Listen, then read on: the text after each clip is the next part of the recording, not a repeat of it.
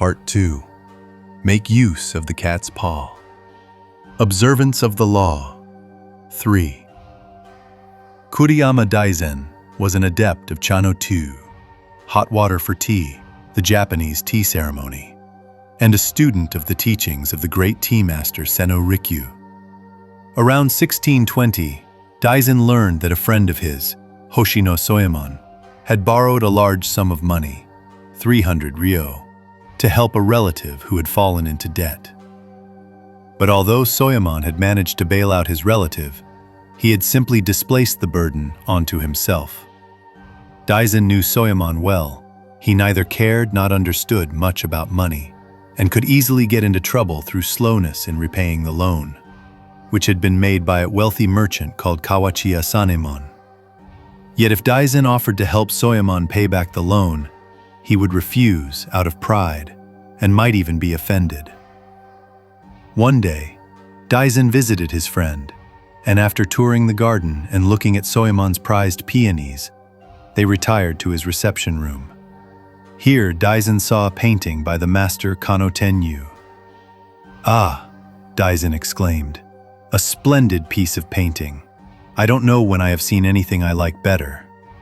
After several more bouts of praise, Soemon had no choice. "Well," he said, "since you like it so much, I hope you will do me the favor of accepting it." At first, Daizen refused, but when Soemon insisted, he gave in. The next day, Soemon in turn received a package from Daizen. Inside, it was a beautiful and delicate vase, which Daizen, in an accompanying note, asked his friend to accept, as a token of his appreciation for the painting that Soemon had so graciously given him the day before. He explained that the vase had been made by Senno Rikyu himself, and bore an inscription from Emperor Hideyoshi. If Soemon did not care for the vase, Daizen suggested, he might make a gift of it to an adherent of Chano-tu, perhaps the merchant Kawachiya Sanemon, who had often expressed a desire to possess it.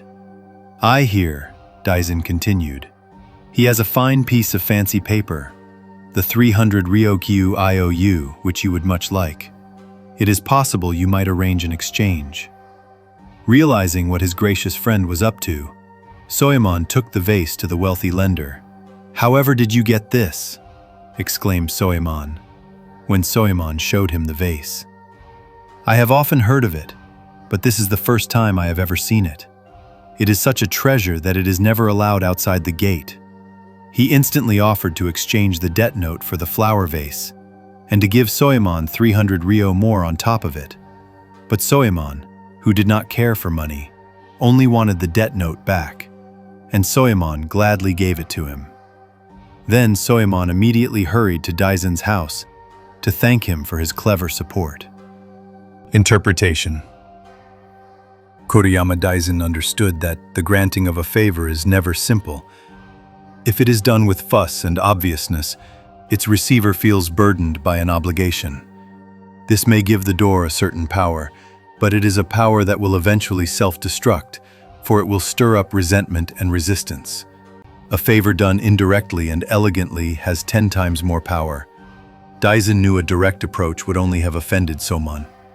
By letting his friend give him the painting, however, he made Soemon feel that he too had pleased his friend with a gift.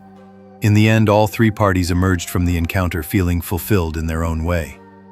In essence, Daizen made himself the cat's paw, the tool to take the chestnuts out of the fire. He must have felt some pain in losing the vase, but he gained not only the painting but, more important, the power of the courtier. The courtier uses his gloved hand to soften any blows against him, disguise his scars, and make the act of rescue more elegant and clean. By helping others, the courtier eventually helps himself. Daizen's example provides the paradigm for every favor done between friends and peers. Never impose your favors. Search out ways to make yourself the cat's paw, indirectly extricating your friends from distress without imposing yourself or making them feel obligated to you.